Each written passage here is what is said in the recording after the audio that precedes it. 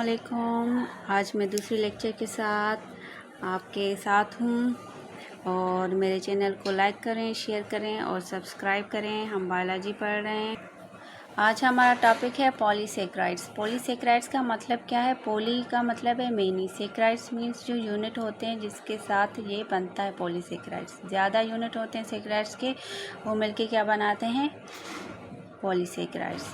These are high molecular weight carbohydrate which on hydrolysis yield many monosaccharides. इनका क्या होता है? हाई मॉलिक्यूलर वेट होता है। इसलिए हम पॉलीसेक्राइड्स को मैक्रोमॉलिक्यूल्स भी कहते हैं। मैक्रोमॉलिक्यूल इसलिए कहते हैं क्योंकि इनका जो वेट होता है, मॉलिक्यूलर वेट जो होता है वो हाई होता है। सही है।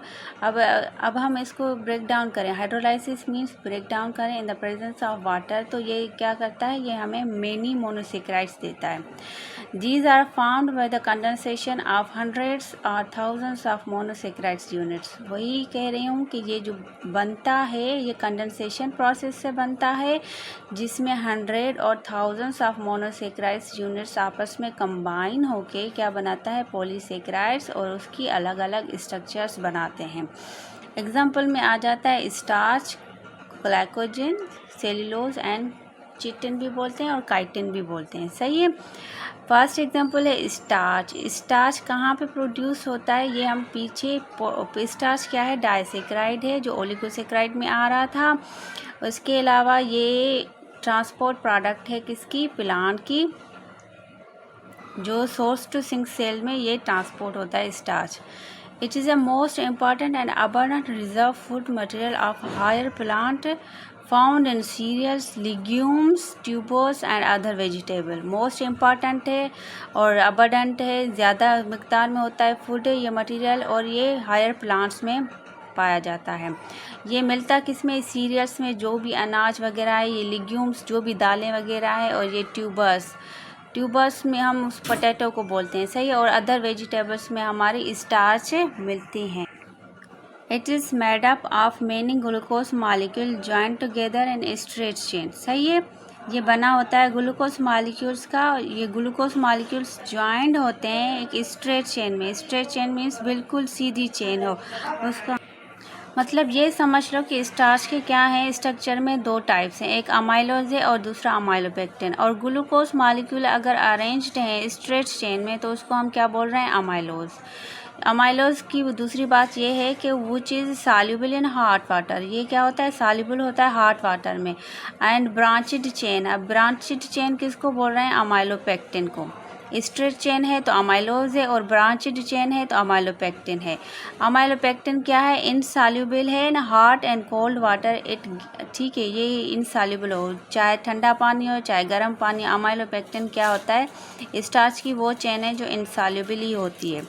और स्टार्च की अगर हम टेस्ट कराएं तो अगर हम स्टार्च अगर प्रेजेंट है लीव्स में या किसी भी प्लांट के बॉडी में स्टार्च प्रेजेंट है तो हम उसके अगर स्टार्च टेस्ट करवाएं तो हम उसमें कुछ ड्रॉप्स आयोडीन के डालते हैं। जब हम आयोडीन के ड्रॉप्स डालेंगे तो उसका कलर क्या हो जाएगा? ब्लू हो जाएगा। आप स्ट्रक्चर में देखो, फिर ये देखो segments of an amylose molecule. ये क्या है? सारी ये देखो स्ट्रेट चेन है, सारी स्ट्रेट चेन है। इसको हम क्या बोल रहे हैं? Amylose segments.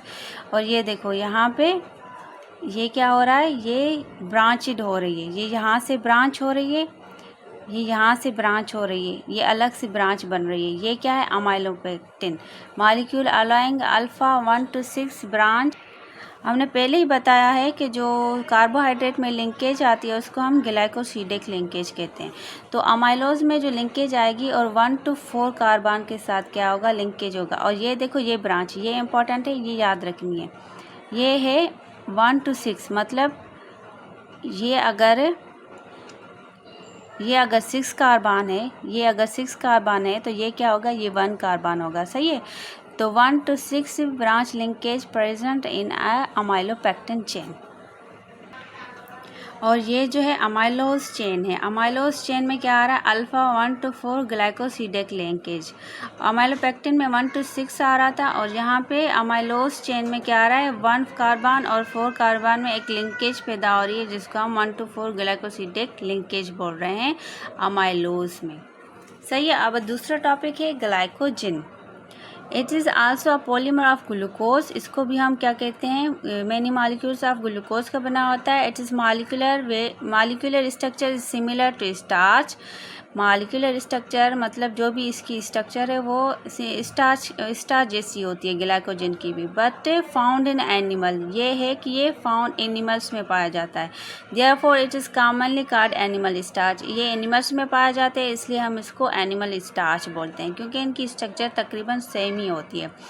It is mainly found in bacteria, और बता रहा है कि बैक्टीरिया में भी ग्लाइकोजन पाई जाती है, फंजी में भी। In animal abundantly found in liver, अगर एनिमल्स की बात की जाए तो ग्लाइकोजन कहाँ ज़्यादा पाई जाती है, वो पाई जाती है लिवर में एंड मसल्स में। It gives a red colour with iodine, अब जब हम स्टार्च टेस्ट कर रहे थे तो उसमें आयोडीन डाल रहे थे तो उसका कलर आ रहा था ब्लू। अगर हम ग्लाइकोजन की टेस्ट करेंगे उसमें हम आयोडीन का ड्रॉप डालेंगे तो वो देगा हमें रेड कलर, सही है। और इसमें लिंकेज कौन सी पैदा होती है, ग्लाइकोसिडिक तो बांध है वही लिंकेज होगी, लेकिन इसमें भी शायद ग्लाइकोजन में भी हमारी 1 to 4 आएगी। ये स्ट्रक्चर है किसकी, ग्लाइकोजन, स्ट्रक्चर ऑफ ग्लाइकोजन, सही है। ये भी क्या होती है, ब्रांचेड होती है। ये देखो ये है, ये मतलब ये यहाँ से ये स्ट्रेट चेन नहीं, यहाँ से ब्रांच, यहाँ से ब्रांच, यहाँ से ब्रांच, ये क्या है, मॉलिक्यूल्स अरेंज हैं किसमें, ब्रांचेड के फॉर्म में। ये मतलब रिजेंबल करती है, अगर ये ब्रांचेड के फॉर्म में अरेंज है तो ये रिजेंबल स्टार्च के कौन सी स्ट्रक्चर के साथ करती है, अमाइलोज के साथ या अमाइलोपेक्टिन के साथ। और ये करती है अमाइलोपेक्टिन के साथ है, रिजेंबल करती है स्टार्च के। और ये है कि मतलब ये अमाइलोपेक्टिन से भी क्या होती है, ज़्यादा ब्रांचेड होती है, सही है। तो ये याद रखना है कि ग्लाइकोजन रिजेंबल करती है अमाइलोपेक्टिन स्ट्रक्चर ऑफ स्टार्च से। अब है कौन सा, तीसरा टाइप है cellulose. It is also a polymer of glucose, ये भी पॉलीमर है ग्लूकोज का। Most abundant carbohydrate found in nature, अगर नेचर की बात की जाए तो मोस्ट अबंडेंट है कार्बोहाइड्रेट जो नेचर में पाया जाता है वो है cellulose. It is highly insoluble in water, ये इनसॉल्युबल ही होता है वाटर में, हाईली मतलब कुछ भी अमाउंट इसका गलता नहीं है वाटर में। It is not digested in human body, ये ह्यूमन बॉडी भी डाइजेस्ट नहीं कर पाती।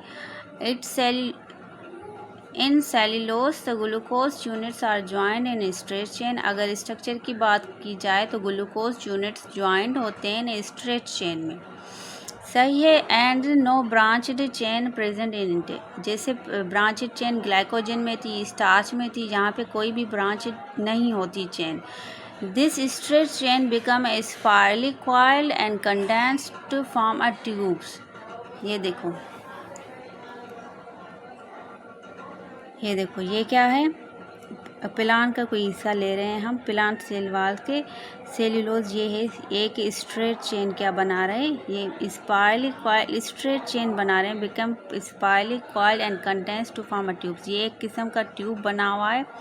अगर ट्यूब को हम ओपन करते हैं तो यहाँ से ये क्या निकल रहा है, माइक्रोफिब्रिल्स निकल रहा है, माइक्रोफिब्रिल्स, ये जो है स्ट्रेट चेन है। फिर ये स्पायरली कॉइल होती है, ये देखो यहाँ से आ रहा है, यहाँ से बॉन्ड बन रहा है, फिर यहाँ से बॉन्ड बन रहा है, तो ये क्या है, स्पायरली हम किसको कहते हैं, इसको कहते हैं स्पायरली कॉइल होके फिर कंडेंस्ड हो जाती है। कंडेंस मीन्स इसको सुखाएं, इसको कम करें, कॉन्ट्रैक्ट करें, कंडेंस्ड करें, सही है।